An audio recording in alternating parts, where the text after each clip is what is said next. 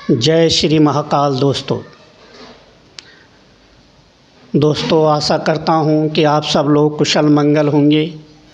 माता महामाई की कृपा आप सब लोगों पर बनी रहे। माता रानी अब सबकी मनोकामना पूरी करे। नवरात्रि की हार्दिक शुभकामनाएं भक्तों। दोस्तों आज का विषय है भक्ति भाव और प्रेम। दोस्तों जो लोग समय के कारण व्रत नहीं रख सकते हैं, समय के अभाव के कारण व्रत नहीं रख सकते हैं, उन लोगों के लिए विशेषकर यह वीडियो बना रहा हूँ। दोस्तों आप मुहूर्त और समय के चक्कर में ना भागिए, अपनी इच्छाओं को ना दबाएं।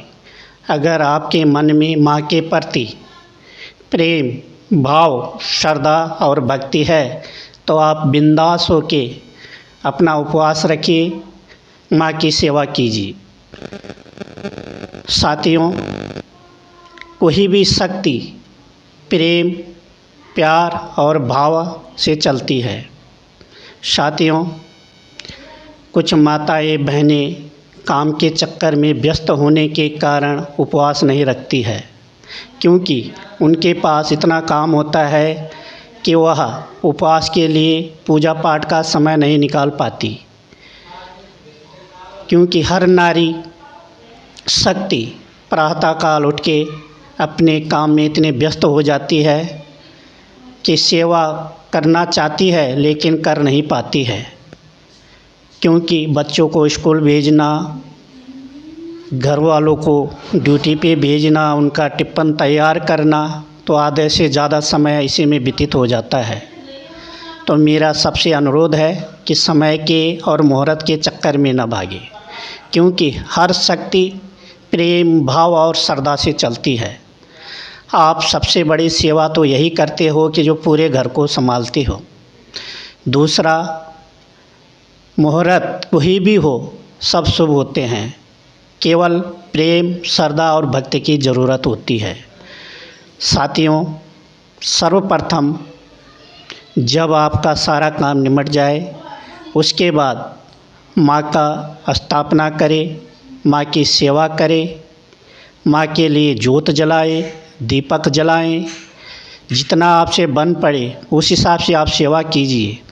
लेकिन एक चीज़ का विशेष ध्यान रखिए दोस्तों, सबसे पहले जो आपका भाव है, प्रेम है, श्रद्धा है, वह आपकी अटूट होनी चाहिए।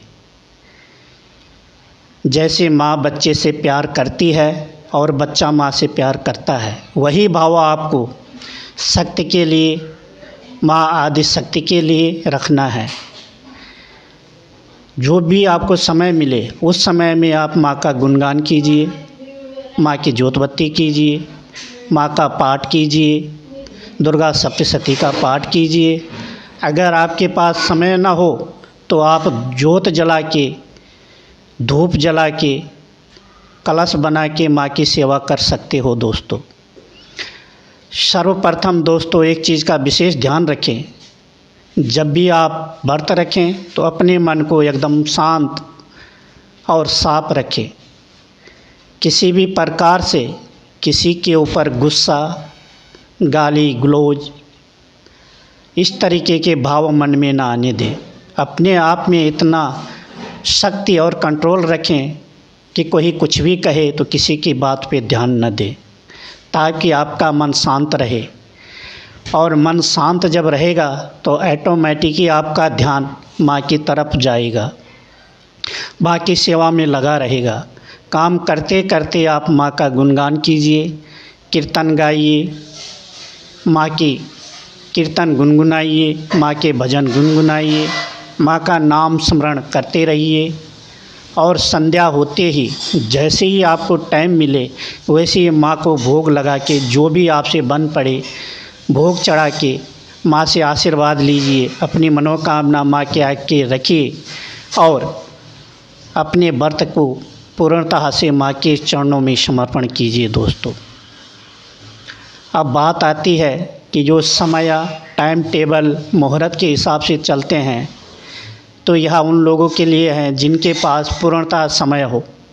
वह लोग मुहूर्त देख के विधि विधान पूर्वक कलश स्थापना, थाल सजाना, चौकी लगाना, माँ की क्यारी सजाना पूर्णतः विधि विधान से करें। और सर्वप्रथम पंचोत्तारण पूजा करें। पंचोत्तारण पूजा में समस्त शक्तियों को भोग दे, स्थान पूजन करे, गुरु पूजन करे, गणपति पूजन करे। और जो भी भक्त माँ का उपवास रखते हैं तो साथ में पवन पुत्र हनुमान जी का चित्र रखें, वीर भैरव का चित्र रखें, क्योंकि माँ कभी अकेला नहीं चलती है। माँ का अगवानी वीर बजरंगबली जी हैं। और साथ में माँ के चलते हैं 39 नरसिंह 64 वीर भैरव, उनका भी ध्यान करें। माँ सरस्वती का ध्यान करें, माता विष्णु का ध्यान करें, आदिशक्ति का ध्यान करें। और सर्वप्रथम नीलकंठ महादेव का ध्यान लगा के ज्योत बत्ती करें साथियों, क्योंकि नीलकंठ महादेव ही सब शक्तियों में समाते हैं और उन्हीं के साथ में आदिशक्ति जगदम्बा भवानी चलती है। आप इन 9 दिनों में 9 रूपों में माँ की जब भी पूजा करें तो सर्वप्रथम गणपति पूजन, महादेव का पूजन, गुरु पूजन ज़रूर करें, ताकि आप जो व्रत रख रहे हैं उनका आपको पूर्णतः सफलता मिले। माता रानी आपकी मनोकामना पूरी करे, आपकी हर इच्छा पूरी करे, खुशियों से आपकी झोली भरे।